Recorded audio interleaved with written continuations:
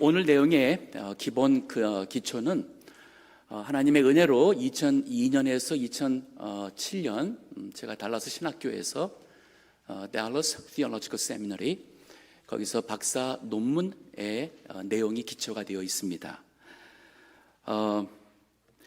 제가 이거를 이전에 세미나로 좀 하는데 사람들이 너무 안 오더라고요. 그래서 이거를 우리 성도님들이 이 내용이 우리가 하나가 돼야 됩니다. 앞으로 우리가 어떻게 우리 동부교회가 다음 세대를 준비할 수 있을까? 이것이 늘 말은 하지만은 여러분 막연하게 준비되는 게 아닙니다. 이것이 성경적으로 신학적으로 올바른 준비를 해야 됩니다. 이민교회가 지금 정말 위기에 있습니다. 제가 기도할 때도 늘 쓰는 표현이지만은 주님 오시는 날까지 우리 동부교회가 복음의 사명을 감당할 수 있는 비결은 무엇인가? 자, 한번 우리 지금 한인교회, 이민교회의 상황을 살펴봅니다. 1990년대 초에 이 헬렌이라는 분이 어떠한 기사를 썼어요. 거기에 Silent Exodus라는 표현을 사용했습니다. 침묵의 탈출이라는 것이죠. 그 내용은 이민교회에 있는 우리 2세 자녀들이 고등학교 졸업하면서부터 교회를 말없이 이리저리 다 빠져나간다는 거예요. 그 당시에 그분의 그 글에 통계해 보게 되면은 한 75%에서 90%의 우리 아이들이 교회를 떠난다고 얘기를 했어요. 이건 고등학교 이후입니다. 하지만 한 10년 후에 보니까 그것이 어떤 교회는 한 50%, 다른 교회는 상당수의 교회가 99% 아이들이 다 떠나는 것을 보았습니다. 그리고 지금 또 20년의 세월이 흘렀습니다. 여러분이 주변에서도 보겠지만은 우리 이민교회 상당수가 계속 문을 닫고 있습니다. 그리고 남은 교회들도 전반적으로 교인 숫자가 줄어가고 있습니다. 앞으로 10년, 20년 여러분 아마 미국 땅에 우리 한인 이민교회 많지 않을 거예요. 계속 줄 것입니다. 우리 앞서 있었던 이민자들 교회를 보시게 되면 독일 계통이나 혹은 네덜란드 더치 계통이나 여러 다민족들의 교회를 보게 되면은 1세가 다 가고 나서 2세, 3세로 교회가 유지되는 경우가 거의 없습니다.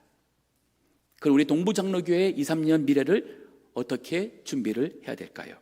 그러면 이민교회가 추구해야 될 교회라는 것은 이 침묵의 탈출을 방지할 수 있는 교육이 돼야 됩니다.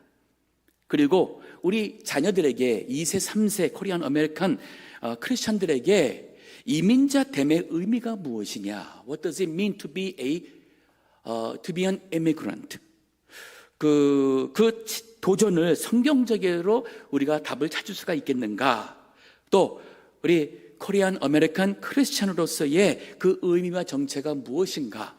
혹시나 일본 사람이라면은 Japanese American 크리스천으로서의 하나님이 그들을 향한 의미와 정체가 무엇인가? 즉 각 민족이 그리스도 안에서 그들의 정체성의 그 의미를 찾도록 해주는 것이 바로 지금 교회가 해야 될 큰 숙제입니다. 그리고 우리가 해야 될 교회는 바로 다음 세대 지도자를 양육하는 거예요. 우리 교회에서 자란 젊은이들이 앞으로 장로가 되고 권사가 되고 선생이 되고 거기서 교육자도 나오고 이 아이들이 커서 미국 주류 사회에서 큰 일꾼들이 될 수 있는 그 교육을 우리가 해야 됩니다. 지금까지 이민교회에서 사용했던 교육 방법은 영어 사역이었어요. English Ministry, 소위 EM이라고 했죠. EM. 그 장점이 무엇이었나요? 있습니다. 하나는 영어권 자녀들의 교회 생활, 구원과 영적 필요를 채워준 것 맞습니다. 그리고 그들의 신앙 공동체, faith community를 형성할 수 있도록 교회가 도와준 것은 맞습니다. 근데 이 EM 사역의 한계와 문제점이 많습니다. 첫째는 2세 자녀들의 미주 한인교회 떠남을 방지하지 못했어요. 실패했어요. 즉 우리 자녀들이 한인교회에 남아서 이 교회를 섬기고 이 교회의 일꾼이 되고 직분자가 되고 하는 아이들이 대체 몇이나 있습니까? 많지 않습니다. 또 하나, 미주 한인교회의 미래를 준비하는 대안을 하지 못했어요. 우리 10년 전, 20년 전, 30년 전 보게 되면은 얼마나 아이들이 많았습니까? 매년 졸업하는 애들이 수십 명, 수백 명씩 막 하는데, 이들이 졸업은 늘 하는데 그다음부터는 계속 빠져나가서 작년에 오는 사람들이 없었던 거예요. 한국에서 이민자가 오지 않으니까 이제 1세 이민교회는 그 숫자가 줄어가고 있고, 그리고 평균 나이가 많아져 가고 있습니다. 그뿐인가요? 이민자됨의 삶, 이 이민자 삶에 대한 성경적 의미를 우리 이민교회가 찾지를 못했어요. 이제 그러한 문제를 심각하게 다루도록 할 것입니다. 또 그뿐인가요? 소위 1세 KM, 그리고 우리 다음 세대 EM의 세대 차이와 그 관계 단절을 일으켰어요. 그래서 한 지붕 아래 KM 예배가 따로 있고, EM 예배가 따로 있고, KM 목사가 있고, EM 목사가 따로 있고, 그러다 보니까 다음 세대를 향한 담임 목사님의 사역은 제한될 수밖에 없었습니다. 그뿐인가요? 한미 그리스도인을 향한 하나님의 섭리와 계획에 대한 관심이 없었어요. 결론이 무엇입니까? EM 사역은 It's not the best, 최상의 사역이 아니고, 이것은 차산적. 그렇다고 해서 EM이 필요 없냐? 그건 아니에요. EM도 필요합니다. 그러나 이것은 second best option이라 할 수 있습니다.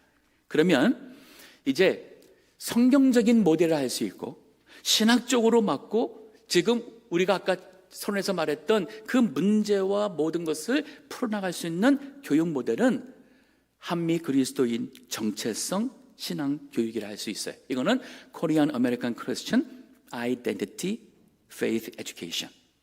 여기에 두 가지 기초석이 있습니다. 이 두 가지가 바로 기초예요. 하나가 뭐냐면 이중언어, 이중문화권 정체성 신앙 교육을 하는 철학이에요. 두 번째는 이방 땅에서 이민자됨의 의미와 하나님의 계획, 섭리가 있음을 찾아내는 교육을 할 수 있습니다. 자, 그러면 왜 이중언어, 이중문화 정체성 교육을 해야 하는가 할 때에 6가지 이유가 있어요. 이 6가지 이유가 바로 제가 박사 논문을 하면서 연구했고 조사했고, 그리고 얻은 그 결과의 내용이 주류가 됩니다. 첫째, 이중언어, 이중문화의 정체성 교육이 IQ 교육에 도움이 돼요. 그리고 감성적, 즉 EQ 교육에 더 도움이 됩니다. 또 신앙의 문제가 되는 영성적 SQ 교육에 더 유익합니다. 그리고 이 교육이야말로 미래를 위한 정체성 차세대를 교육하는, 준비하는 교육이 될 것입니다. 그리고 알고 보니 이것이 바로 성경적 근거가 있고 성경의 모델이 있습니다. 그리고 이것이 신학적 근거에 의해서 바로 하나님이 원하시는 교육이라 할 수 있습니다. 자, 한번 우리 이중언어, 이중문화권 자녀를 키울 때에 이것이 IQ 교육에 도움이 되느냐?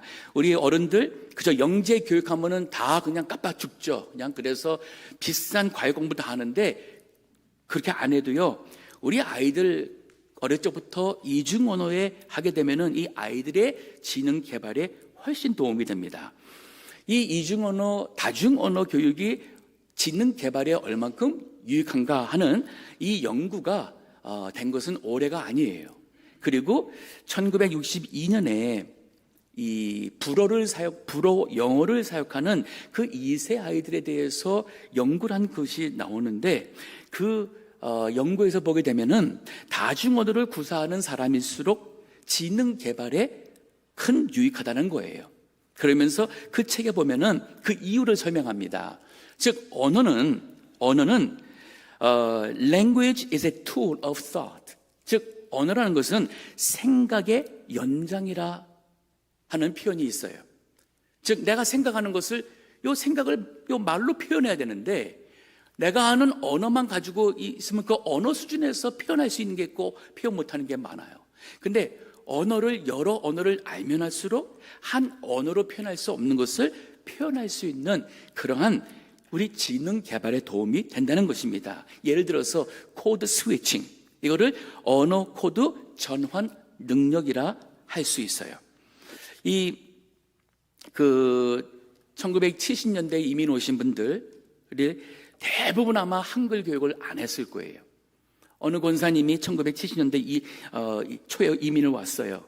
근데 학교 갔더니 그 교장 선생이 하는 말이 한국말을 계속 집에서 사용하면 그 나이 학년에 반드시 알아야 될 그러한 영어 단어, 이해력이 뒤처지게 된다. 그렇기 때문에 집에서 한국말을 사용하지 마시오라고 해서 한국말 교육을 안 했대요. 그리고 나서 한국말 모르는 아들만 셋을 키워놨는데 이놈들이 완전 그냥 소위 말해서는 미국식으로만 자라서 이기적이 되고, 그리고 부모와 대화도 그렇고 관계도 그렇고 어려움을 겪는, 그러면서 내가 잘못한 것 같다는 후회하는 얘기를 들었어요. 이런 얘기 아마 여기 계신 많은 분들이 경험했고 본인의 얘기를 하는 분들이 있을 거예요. 제가 70년대 말에 이민 왔을 때도 먼저 오신 분들이 늘 다 그랬어요. 한국말을 빨리 잊어버릴수록 빨리 캐네디언이 된다. 저는 그 당시에 먼저 카나다로 이민을 왔는데, 그래서 한국말을 안 하려고 집에서 우리 형과 동생하고도 우리 한국말 쓰지 말고 영어로 하자. 잘 안 되니까 우리 한국말 쓰면 한 대씩 줘받기를 하자. 이래 하면서까지 한국말을 안 쓰려고 그랬었어요. 근데 교회를 다녔기 때문에 한국말을 잃지를 않았습니다. 자, 근데 그것이 참 무지했던 것이었어요. 왜냐하면 언어를 더하면 더할수록 이 코드 스위칭하는 능력이 높아진다는 뜻이에요. 예를 들어 보겠습니다. 제가 지금 하는 조크는 한국말과 영어를 아는 사람들은 웃을 거예요. 어떤 분이 교통사고를 났어요. 영어도 못하고 또 신고하면 골치 아프니까 200불 주면서 이 돈 줄 테니까 우리 다 없는 것으로 합의 봅시다, 이 말을 하고 싶어요. 근데 영어를 못해요. 그러니까 한국말로 생각해서는 이걸 해야 되는데, 근데 이것을 딱 6단어로 말했어요. 어떻게 하는지 아세요? 200불 주면서 You okay? Me okay? Everything okay?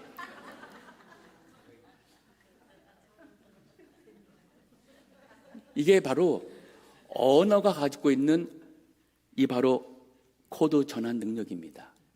그러니까 한국식으로 생각해요. 이거 줄 테니까 당신 괜찮지? 나 괜찮아. 그러면 다 없는 거다. 요거를 You okay, me okay, everything okay. 즉, 그렇지 않았으면은 영어로 이걸 말하려면은 문장을 만들어야 되고 복잡하잖아요. 또 이 언어 능력이라는 것은 이 objectification이라고 객관적 개념을, 그 언어의 개념들을 알게 됩니다. 우리 한국말의 한이라는 것, 우리 민족은 한이 많은 민족이에요. 이 한이라는 것을 영어로 어떻게 설명하시겠어요? 어떤 단어를 사용할까요? 서로, 한, bitterness, 한. 어떻게 한 단어로가 없는 거예요. 이것은 설명을 필요합니다. 북한의 주체 사상을 가지고 세뇌 교육합니다. 이 주체라는 단어의 영어 단어가 뭐예요? 주체예요. 주체라고 하고는 그 다음에 각주를 해서는 설명을 해줘야 돼요. 영어로 멘토라는 단어 한국말로 뭐예요? 멘토링. 한국말로 뭐라고 하십니까? 멘토링 하죠, 우리. 왜? 한국말이 없으니까. 그러니까 영어를 한국말로 우리가 사용합니다. 즉, 이것처럼 각 언어가 갖고 있는 이 객관적 개념들이 많아요. 그러면 영어와 한국말을 하면은 그만큼 객관적 개념을 더 많이 갖고 있고, 두 언어가 갖고 있는 이 코드 전환 능력이 높아지기 때문에 바로 IQ가 높아지는 거예요. 이거 다 verbal mediation이라고 합니다. 제가 또 하나, 우리 한국어를 아는 사람들만이 웃을 수 있는 또 하나 현상이 있습니다. 성경에 보게 되면 사도행전 9장에 다비다라는 여인이 나와요. 다비다. 영어 이름인데 타비사라고 영어로 발음하죠. 근데 우리 한국말로는 다비다 그래요. 근데 아버지가 오씨했어요. 이 딸아이가 어릴 적에 다비다 했는데 어느 날 오다비다. 한국말로 들으니까 오답이 뭐예요? 오답이다. 나가 그러면 wrong answer야? 이게 지금 오답이라는 것은 잘못된 답이라는 얘기잖아요. 오답이다. 그러니까 이게 한국말 하니까 말이 이상하네. 어떤 목사님이 이민 와가지고 아들 이름을 한국에서 있는 이름이 범이었어요. 범. 그래서 이 범 참 멋있잖아요. 범. 근데 여기 와가지고 그 한국말이 멋있어서 영어로 BUM으로 번역을 해서 이름을 지었어요. 근데 좀 이따 지나 보니까 아이들이 범 하는데 범이 영어로 뭐예요? 예, 범으로 욕 같은 말이잖아요. 이게 바로 이게 언어가 갖고 있는 지적인 그러한 개발의 유익함이 있다는 말이에요. 1993년도에 스파니쉬를 사용하고, 그러니까 스파니쉬 영어를 사용하는 이 이중 언어 문화권을 또한 공부했는데 그 결과 또한 같은 결과였어요. 그리고 하버드 대학교 교수 토쿠하마 에스피노자라는 교수가 쓴 책에 보게 되면은 우리가 아이가 태어나서 우리가 알고 있는 것은 언어는 항상 우리 이 뇌를 사용한다고 알고 있잖아요. 근데 처음 태어나서 그 이 1년 동안은 그 언어가 왼쪽에 입력이 되는 거예요. 그래서 소위 말하는 모국어, 요즘엔 모국어라는 단어도 안 쓴답니다. 그래서 native language라고 표현을 한다는데 소위 말해서는 처음 배운 그 언어가 좌거리에 들어가는 거예요. 그럼 그때에 영어와 한국말과 혹은 스페니쉬를 해주면은 이 아이가 자라면서 소위 말해서 모국어가 3개가 돼요. 그러면은 좀 더 커가지고 나중에 가서 공부를 하려고 그러면은 이게 이미 모국어가 돼 있어가지고 이게 더 빨리 나오는 거예요. 그런가 하면은, 네, 이거, 우리 에스피노자 교수가 한 것인데요. 그 다음에 베트남계 미국 사람들을 또한 연구한 것이 있습니다. 거기 보니까 베트남계 미국인 우리 2세 아이들 중에서 이중 언어, 이중 문화권에 자란 아이들일수록 미국 사회에 적응 능력이 높다는 거예요. 학교에서 말썽 일으키지 않고 또 사회에 나가서 직장 생활을 더 잘하다는 거예요.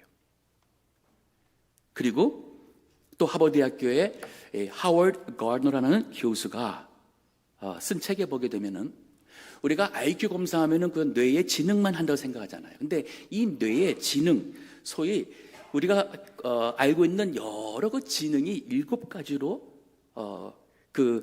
나눌 수가 있는데 그 7가지 지능이 뇌에 이 다른 데 있다는 거예요. 즉 우리가 지식을 이렇게 저장하고 지식을 활용하는 뇌의 한 부분이 있고 또 한 부분은 예술과 음악, 한 부분은 체육과 운동, 하나는 대인관계, 하나는 논리, 하나는 수학, 하나는 언어, 지능에 대한 부분을 쓰는 뇌에 그 부분이 있다는 거예요.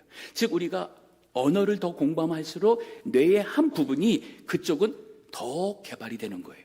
그러니까 IQ가 높아지는 거예요. IQ 높아진다면 부모님들 얼마나 자식 위해서 투자하십니까? 그러면 집에서 한국말 하시면 돼요.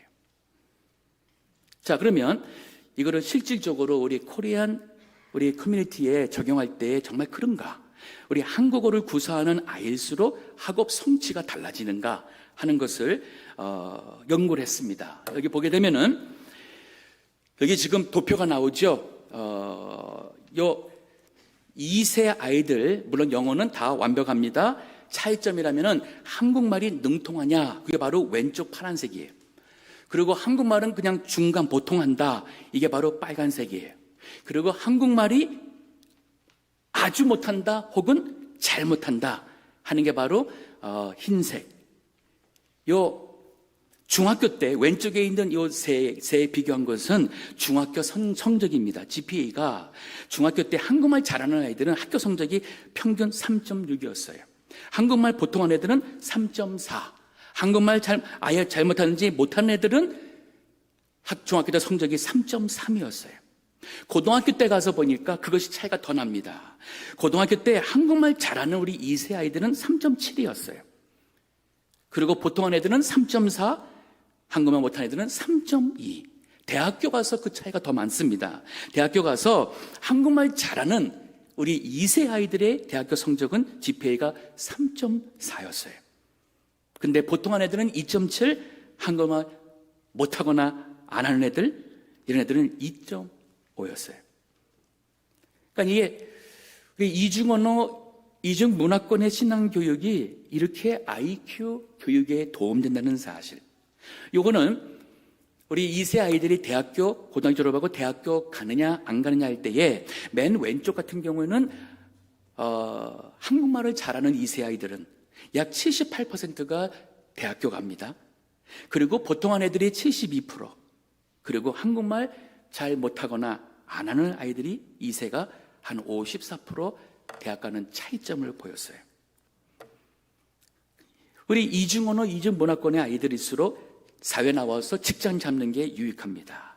그리고 사회생활을 잘합니다. 이거는 뭐 우리 주변에서 많이 봤기 때문에 제가 특별한 것은 안 하겠습니다. 그러면 우리 감성적 유익이 진짜 있는가? 이중언어, 이중문화권일수록 EQ가 높은가?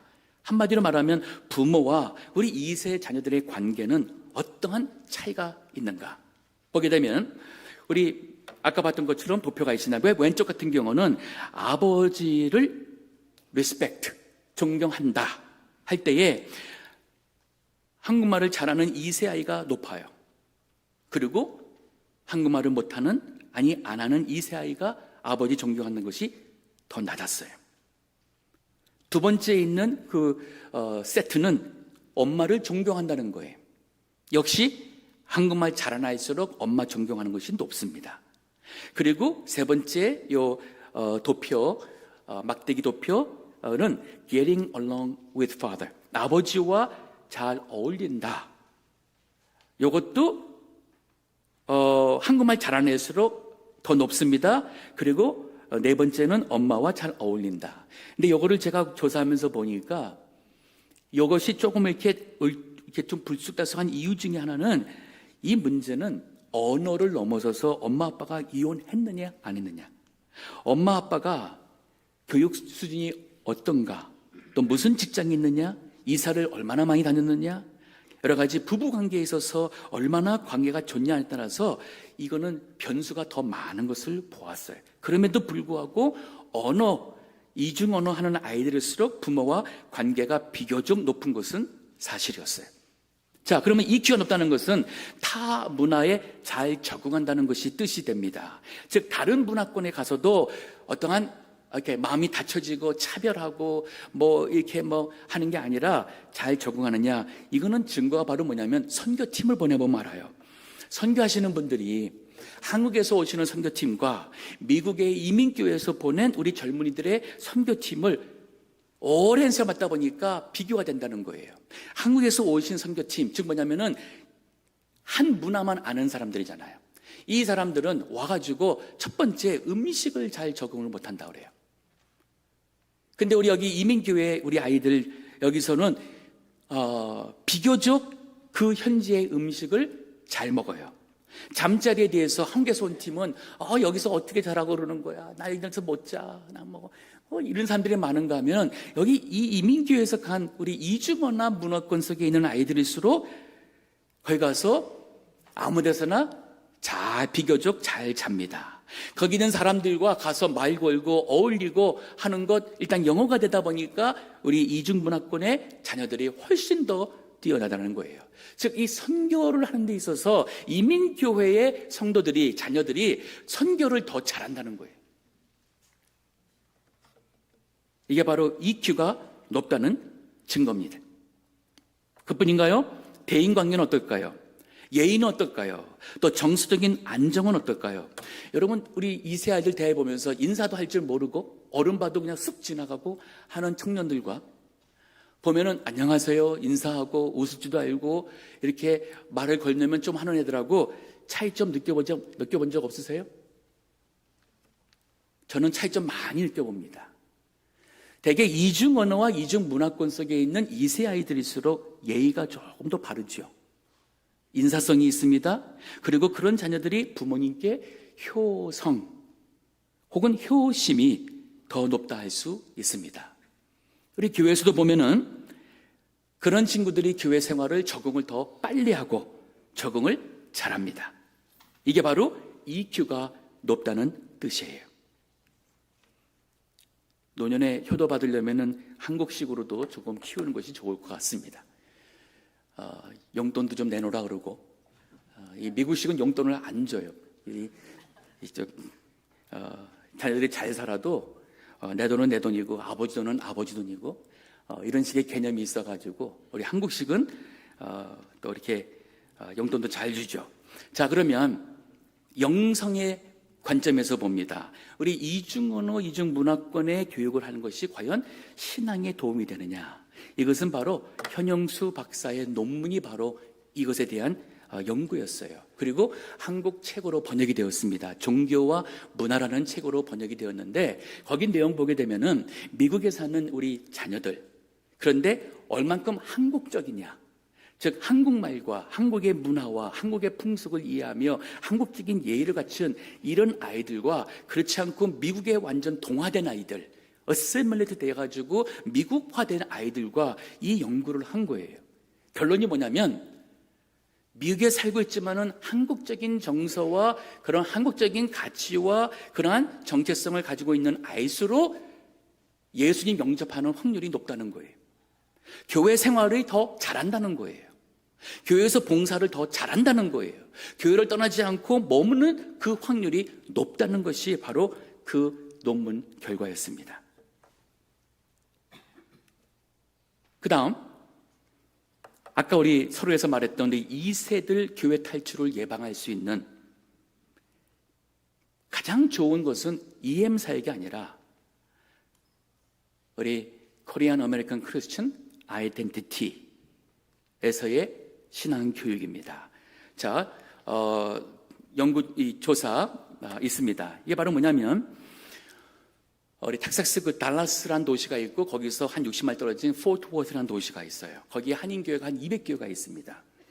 그 한 200교회에서 200교회에서 한 10년 동안의 통계예요.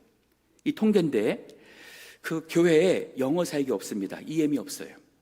그리고 아이들이 한국말도 못한다. 그러면 고등학교 졸업하고 95%는 다 떠나요. 한 5%만 남습니다. 그러면 영어 사역이 없고 한국말은 좀 강조해서 한국말은 조금 알아듣고 그러니까 조금 나요. 그래서 한 17.5%는 남았어요.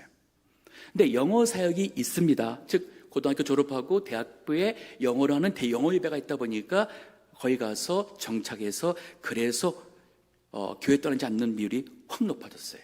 그래서 42.8%가 영어 사역이 있는 그러나 한국말 못하는 아이들이 그래도 교회에 남았어요.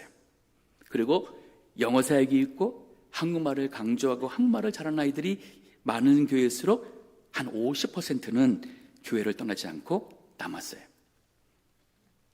그러면 그 아이들이 장년부에 가서 교회 일꾼도 되고 액티브 멤버가 되었는가, 거기에서 교육자가 양성이 되었는가 하는 이 문제를 한번 통계를 보니까 영어 사역이 없고 한국말 못하는 아이들이 아까 5%에서 고등학교 졸업했는데 대학교 있는 동안에 또 다 빠져나가고 한 1.17, 그러니까 한 1%만 남았어요. 근데 이걸 하다가 답변을 해온 이걸 보니까 이게 바로 목사님 자녀예요. 목사님 자녀니까 딴 데 갈 데가 없어서 교회 남으니까 1%가 된 거예요. 그럼 영어 사역이 없고 한국말 강조했어요. 그러나 영어 사역이 없으니까 이 한국말 장년 사역부에 바로 접목이 안 되니까 이 아이들이 계속 떠나는 거예요. 2.67%예요. 그러면 영어 사역이 있는데 한국말 못한다?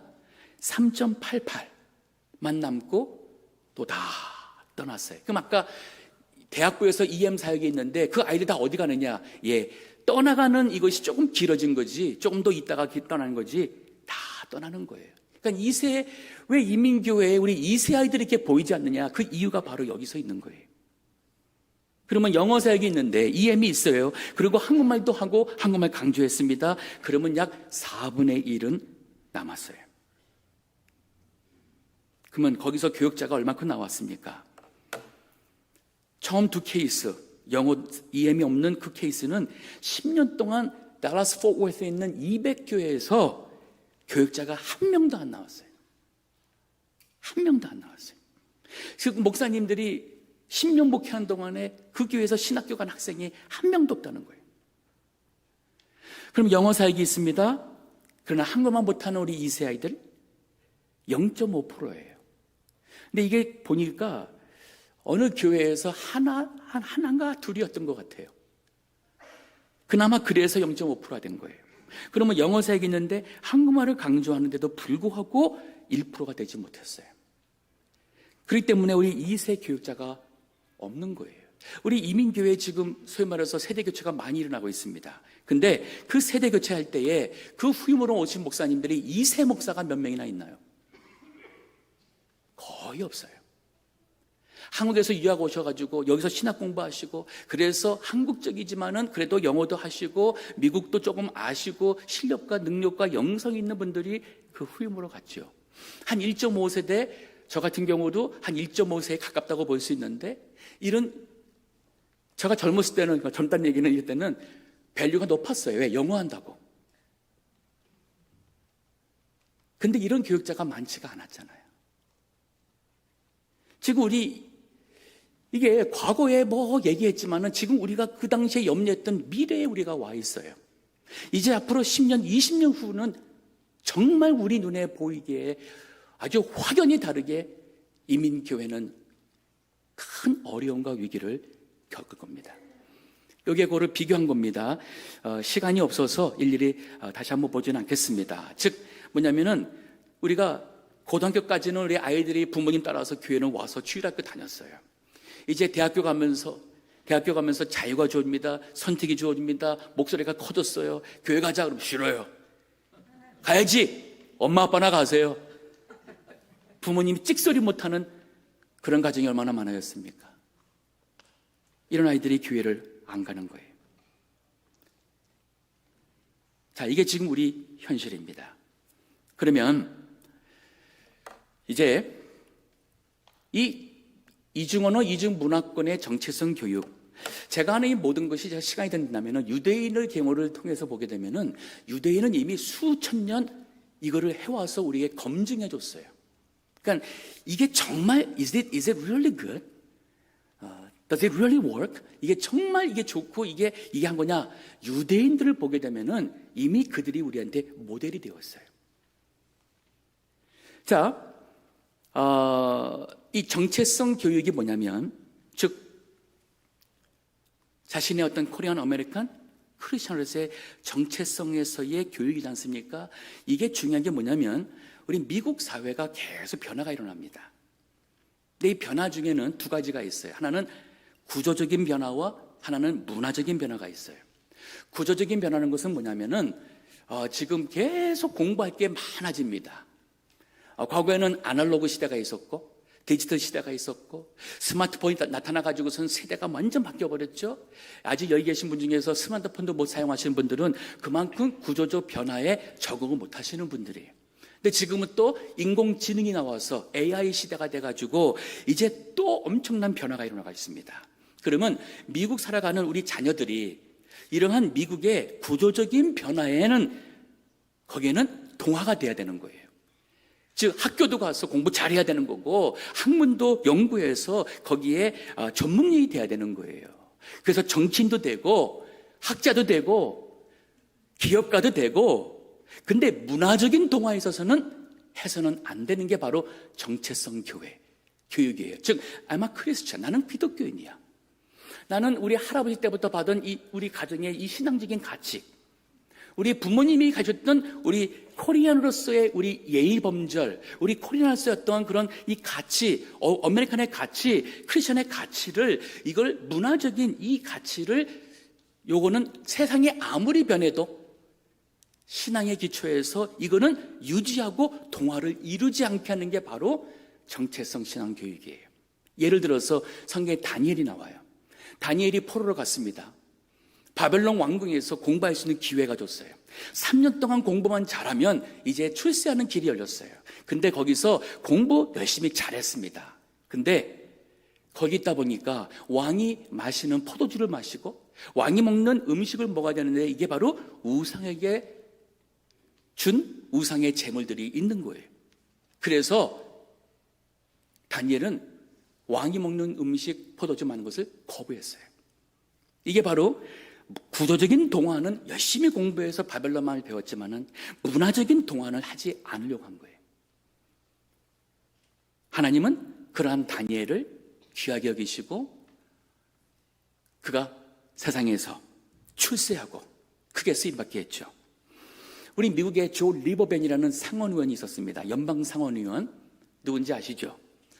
이분이 한때는 부통령 출마도 나왔던 분이에요. 이분은 정통파 유대인입니다. 이분은 토요일을 철두철미하게 안식하는 날의 분이에요.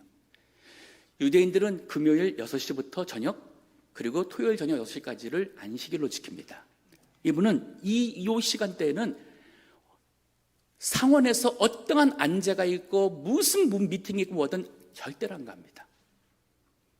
금요일날 저녁에는 집에 가서 자녀들과 가족이 안식일 식사를 하며 예배를 드립니다. 그리고 토요일 아침 회당에 가서 믿음 생활해요. 즉 이런 분이 많이 있어요. 그러면 지금 미국 사회가 과거에는 주데오 크리스천이라는 그런 단일 기독교적인 문화였었어요. 그런데 지난 한 50년 동안에 미국에 이민이 들어오면서부터 미국 문화가 더 이상 주데오 크리스천이라는 유대교적 기독교 문화 가치가 아닌 게 돼버렸어요. 그리고 미국 사회를 이끌어갈 수 있는 사람들과 그 그룹이 누구냐 할 때에 사회학자들이 내린 결론이 뭐냐면 자신들의 정체성과 자신들의 믿음과 이거에 대해서 더욱 확신과 신념이 있는 그 그룹일수록 거기에 훌륭한 지도자가 나오고 그들이 이끌어간다는 거예요. 지금 미국의 대표적인 게 바로 유대인들이에요. 그리고 아이리시입니다. 그리고 이탈리안도 좀 있습니다. 근데 우리 한국 분들은 우리 아이들한테 영어랑 한국말 안 가르쳤어요. 내 영어 배우겠다고 못하는 브로큰 잉글리시 쓰면서 애들한테 영어하고 키웠어요. 근데 그것이 최고의 교육이 아니었다는 사실을 우리는 알아야 돼요. 자, 이 교육을 한다면은 우리 미주 한인교회 미래와 한인 2세 지도자 양육하는데 도움이 될 거예요. 제가 늘 이것을 얘기를 하고 있고 또 이것이 다음 세대를 위한 영어 사역, EM 사역의 문제점과 한계를 극복해야 하는 것이 바로 우리 저희도 EM 사역이 있습니다. 이거는 마치 다리와 같은 교량 역할을 하는 거예요. 다음 주에 제가 하고 싶은 얘기가 뭐냐면은 지금은 제가 교회에서 하는 얘기고 이 교육의 제자교회에서는 가정에서 해주셔야 돼요. 가정. 다음 주 이 교육 모델 세 번째는 바로 가정에서 해야 될 신앙 교육에 대한 문제입니다. 자, 그럼 우리 교회에서 이거를 할 때에 우리 다음 세대 준비할 수 있어요. 저도 이제 앞으로 한 10년 전후로 해가지고 은퇴하지 않습니까? 그럼 다음 세대에 이 교회를 계속 이어가며 하는 것은 저는 우리 차세대에서 나와야 돼요. 거기에서 우리 교회에 직분자가 나오고 거기에서 교역자가 나오고 그럴 때 예수님 오실 때까지 이 교회가 사명을 감당하는 겁니다. 자, 또 중요한 게 뭐냐면 그러면 우리 하나님께서 우리 한국 사람을 미국에 와서 살게 해, 이민자로 살게 한 거기에는 하나님의 계획이 있는가? 섭리가 있는가? 그러면 내가 코리안 아메리칸 이민자로 산다는 그 의미가 무엇인가? 자, 제가 그거를 간단히 설명합니다. 이 내용은 김신일 목사님이시라고 이분이 박사 논문이 뭐였냐면은 이민신학이었어요. 이민신학의 그 논문에 보게 되면은 거기에 통계 중에 이런 게 있었어요. 지금 전 세계에 흩어진 민족, 이게 좀 한 10여 년 됐으니까 조금 더 변화 있을지 모르겠지만은 전 세계에 흩어진 민족을 얘기를 할 때, 즉 흩어져서 그들의 커뮤니티를 구성한 걸 얘기를 하는데 많은 사람들은 유대인 생각해요. 근데 유대인은 한 80여 개국에 흩어져서 그런 커뮤니티가 있다고 합니다. 그러면 사람들은 중국인 떠올릴 거예요.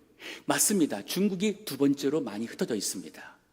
약 한 120여 개국에 흩어져서 그들은 자신들의 커뮤니티를 세우고 항상 중국 식당을 세워요.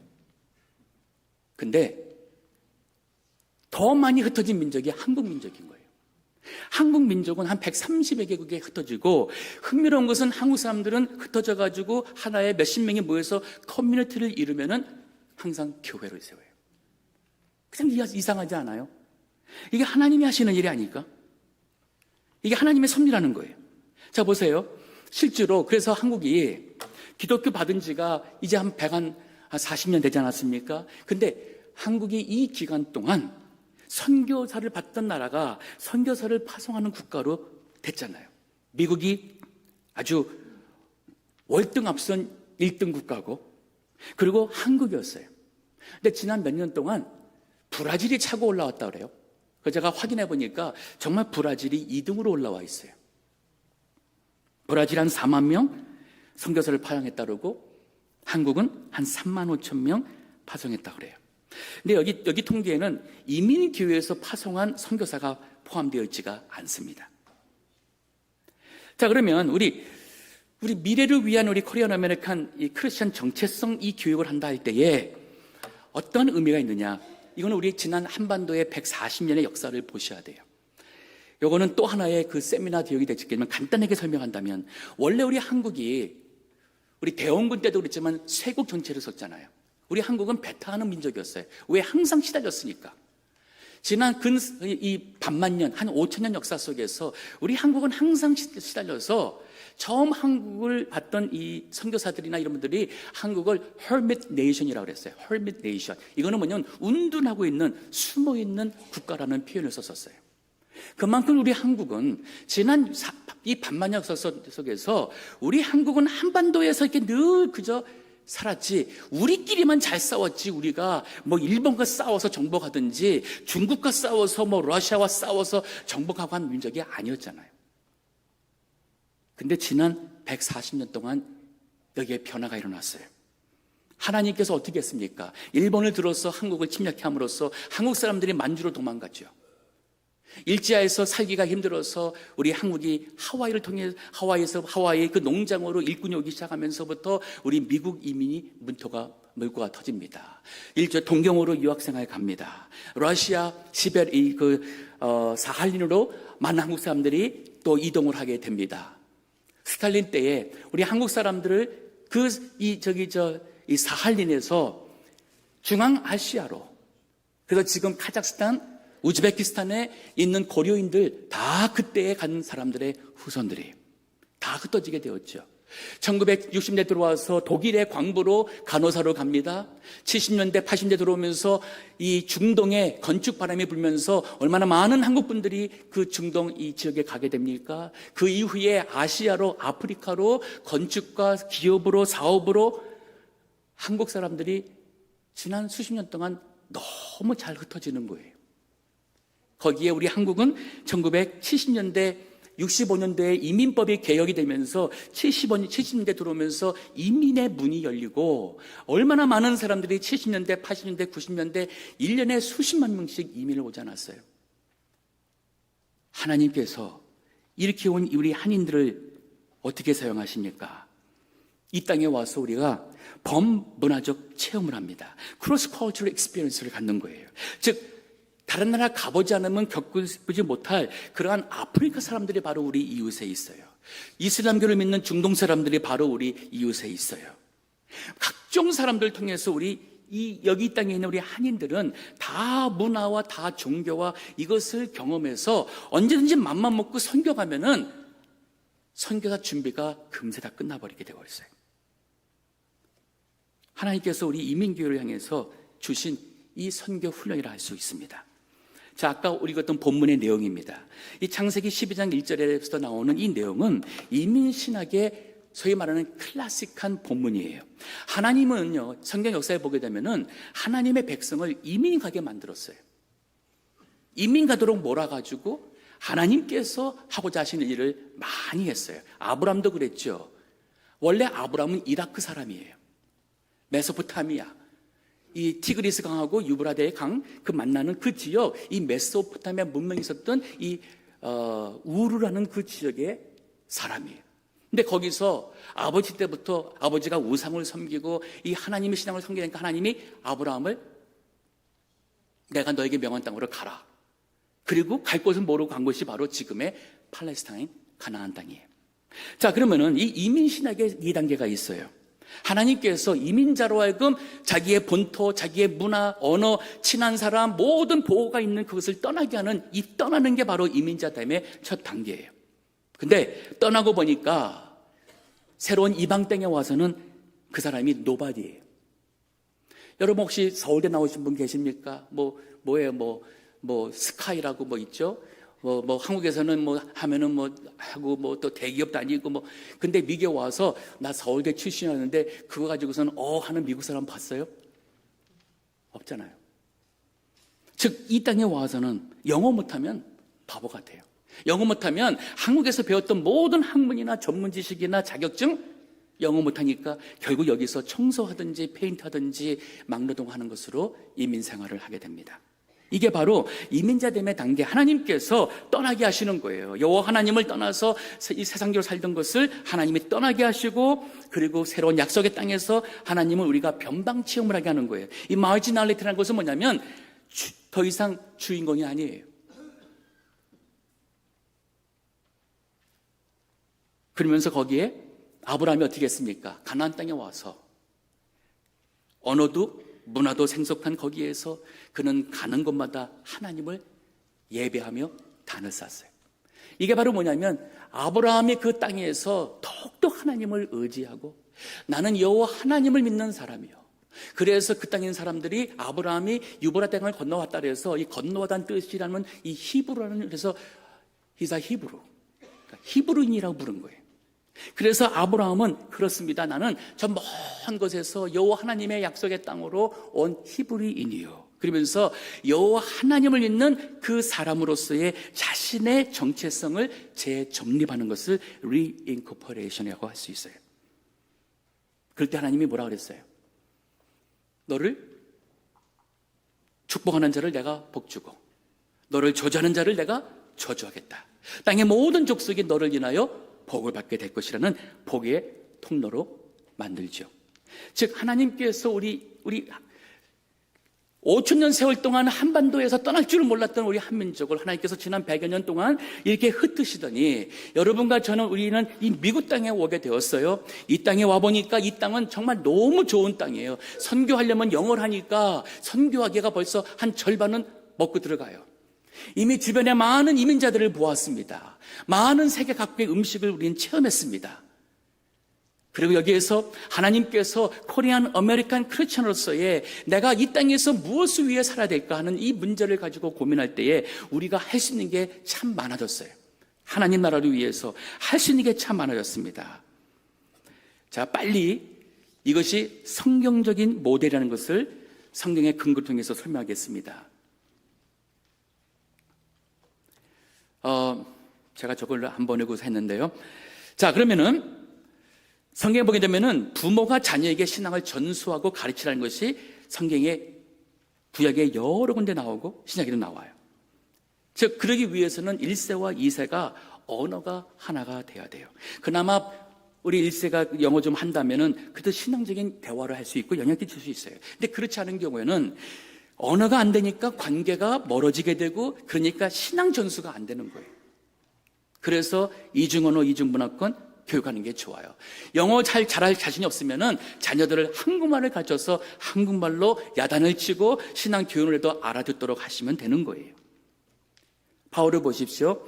사도 바울은 성경에 보게 되면은 여기 사도행전 22장에 보면은 그가 히브리 말을 하니까 거기 있던 사람들이 깜짝 놀랐어요. 당신 히브리 말 하냐고. 사도 바울은 헬라어를 유창하게 사용했죠.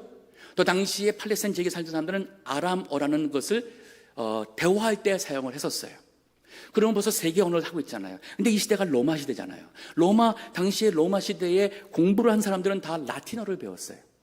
그러면 바울은 최소한 4개국에 능통한 사람이었어요. 이민 5세 혹은 6세, 7세가 되는 느헤미야, 말라기. 성경 느헤미야, 말라기 보면은 이게 히브리어로 써져 있습니다. 근데 이들이 어디서 살았습니까?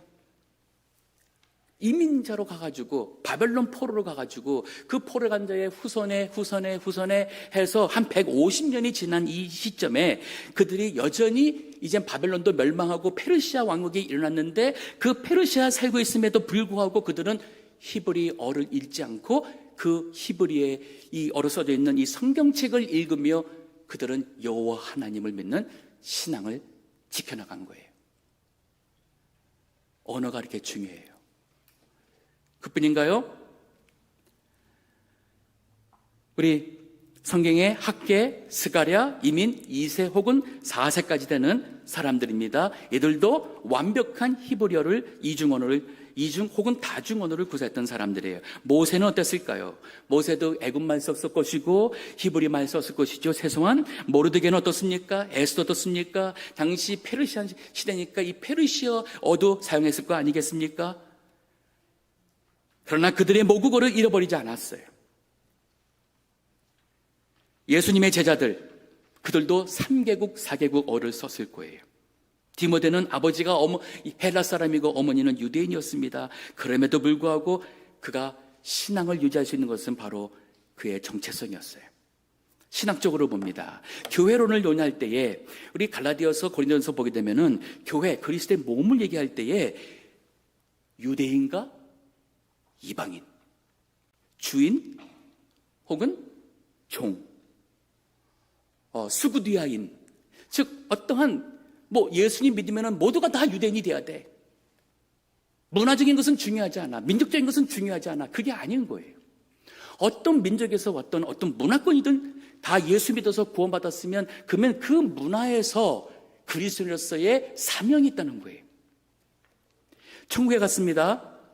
요한계시록 7장에 보게 되면은 천국에 있는데 천국에 간 사람만 한 게 아니라 거기에 보니까 각 나라 민족 각 방언하는 사람들이 거기에 다 있는 거예요. 그 말은 뭐냐면 천국에 가서도 여러분 천국 가면 나는 더 이상 한국 사람 같은 모양이 아닐 것 같다. 더 이상 남자가 아닐 것 같다. 여자가 아니면 우리가 이런 개념이 아니에요. 다 똑같이 보이는 무슨 컴퓨터 그런 모델이 아니잖아요. 즉 천국에서도 하나님이 우리로 하여금 한국에서 태어나서 미국에 살면서 코리안 아메리칸에서의 하나님이 하신 역사와 주신 은혜와 축복이나 이 모든 것이 의미를 가지고 천국에서 하나님을 찬송할 수 있게 된다는 뜻이에요. 전도 선교할 때 어떻습니까? 사도 바울이 고린도전서 9장 20절부터 보게 되면은 유대인 앞에 가서는 유대인과 같이, 율법이 없는 자에게는 율법 없는 자가 아니지만 율법 없는 자와 같이, 이거는 바로 구조적 동화를 한 것이었어요. 즉 신학적으로도 우리가 이중언어, 이중문화권 속에서 신앙을 유지하며 가르치는 것은 중요합니다. 마지막으로 우리 율법과 은혜 관계를 본다면 성경에서 아무리 이방인이라 해도 예수 믿고 할례를 받음으로써 유대인화 되는 것을 금지했어요. 즉 이방인으로 머물러 있으라는 거예요. 이방인이면서 예수님 믿어서 우상을 버리고 그 이방인으로서 그 민족의 거기에 소위 코리안 크리스찬으로서 신앙 교육이 들어가고 다음 세대를 이어갈 수 있도록 한 것이었어요. 말씀을 정리합니다.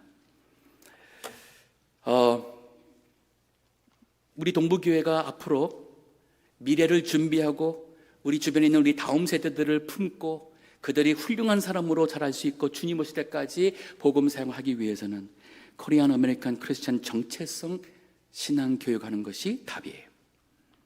제가 대예배 때 이 시간을 택한 것은 우리 교회 모든 분들이 저와 생각이 같고 이게 성경적이다, 이게 신학적으로 맞고 이게 더 좋은 better, the best education이라는 이 확신을 가지고 우리 교회에서도 이렇게 하며 가정에서도 이렇게 협력해서 우리 동부교회가 다른 이민교회의 모델이 되고 하나의 좋은 케이스 스타디가 된다면 우리는 우리 교회에서의 사명을 감당하게 될 것입니다. 이방 땅에서 이민자됨의 의미와 하나님의 교회가 섭리를 우리가 이루어드리는 주의 몸된 교회 될 수 있기를 주의 이름으로 축원합니다.